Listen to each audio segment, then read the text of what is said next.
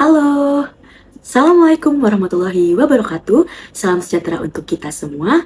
Perkenalkan, nama saya Firdania Nabila Sari dengan NIM 2502010212227, mahasiswa S1 Manajemen di Unsia dengan kode kelas Business Intelligence MJ816. Pada kesempatan kali ini, saya akan mempresentasikan hasil studi kasus Business Intelligence yang berjudul Analisis Customer Retention pada Platform Streaming Digital di Indonesia. Perkembangan platform streaming digital di Indonesia berkembang pesat, terutama dalam beberapa tahun terakhir ini.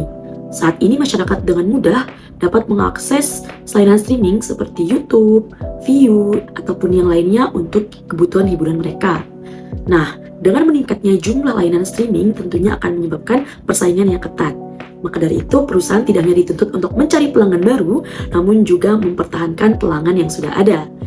Berdasarkan kondisi tersebut, tujuan penelitian ini adalah untuk menganalisis faktor-faktor customer retention pada platform streaming digital. Penelitian ini menggunakan metode survei Google Form yang disebarkan kepada pengguna platform streaming digital.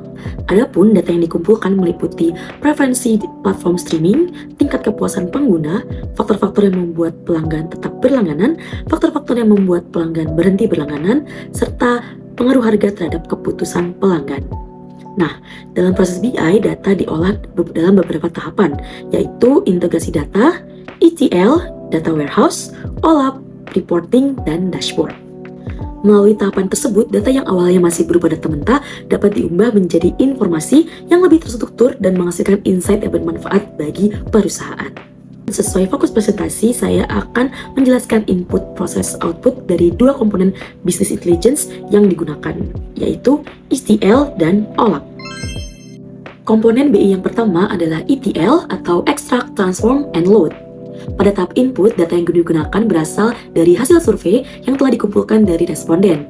Kemudian pada tahap proses, dilakukan pembersihan data, standarisasi jawaban responden, dan pengelompokan data ke dalam kategori yang lebih relevan.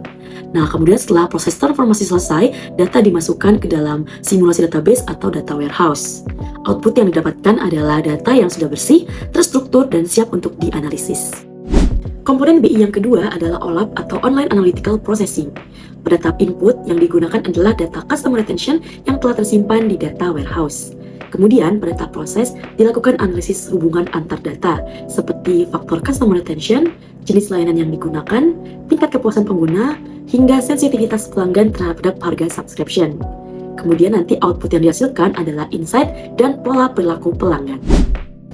Berdasarkan hasil analisis, dapat disimpulkan bahwa pelanggan cenderung mempertahankan langganannya apabila platform streaming dapat memberikan manfaat sesuai kebutuhan mereka. Faktor-faktor yang mendorong customer retention antara lain kualitas konten yang baik, variasi pilihan tayangan yang beragam, serta kemudahan penggunaan aplikasi. Di sisi lain, harga yang dibutuhkan untuk berlangganan menjadi faktor utama yang menyebabkan pelanggan berhenti berlangganan. Selain itu, jalannya penggunaan platform digital streaming juga menjadi alasan penting mengapa pelanggan memilih untuk berhenti berlangganan. Nah, dari temuan ini menunjukkan bahwa pelanggan tidak hanya mempertimbangkan biaya layanan, namun juga mempertimbangkan seberapa besar manfaat dan frekuensi penggunaan yang diperoleh dari platform tersebut. Berdasarkan hasil analisis yang telah dilakukan, terdapat beberapa keputusan yang dapat diterapkan oleh perusahaan. Pada level taktis, perusahaan dapat menawarkan paket subscription yang lebih fleksibel. Contohnya yaitu special price for student atau promo bundling setahun. Kemudian senantiasa memperbarui konten secara berkala, memberikan rekomendasi konten secara lebih personal, dan meningkatkan kemudahan penggunaan aplikasi. Pada level yang strategis, perusahaan perlu menyusun strategi harga jangka panjang yang kompetitif, berinvestasi dalam mengembangkan konten yang berkualitas dan beragam, serta membangun program customer retention yang berbasis data pelanggan. Selain mengembangkan konten baru, perusahaan perlu mempertahankan serial atau film lama yang memiliki penggemar loyal dan nilai nostalgia yang tinggi. Konten yang memiliki nilai reward yang tinggi dapat membantu meningkatkan customer retention karena pelanggan cenderung kembali menggunakan platform untuk menonton ulang konten yang sudah familiar dan mereka sukai. Selama proses pengerjaan studi kasus ini, terdapat beberapa tantangan yang perlu kami hadapi. Tantangan pertama tentunya adalah menentukan topik yang dipahami oleh seluruh anggota kelompok, sehingga pembagian tugas dan diskusi dapat berjalan dengan baik. Kami juga menemukan tantangan dalam menyusun rumusan masalah yang tepat, agar penelitian kami ini memiliki fokus yang jelas dan menghasilkan insight yang relevan dalam kebutuhan bisnis. Kami juga mengalami kesulitan dalam mencari dataset yang sesuai di dalam open source, sehingga kami memutuskan untuk mencari data menggunakan metode survei Google Form. Tantangan berikutnya adalah kami harus memastikan data dapat diolah dan dianalisis secara tepat, sehingga menghasilkan informasi yang valid dan dapat dipercaya. Kami juga harus menerjemahkan hasil analisis tersebut agar menjadi rekomendasi bisnis yang relevan. Melalui berbagai tantangan tersebut, saya memahami bahwa business intelligence tidak hanya berfokus pada pengumpulan dan pengolahan data, tetapi juga pada kemampuan mengubah data menjadi insight yang dapat mendukung pengambilan keputusan bisnis secara efektif.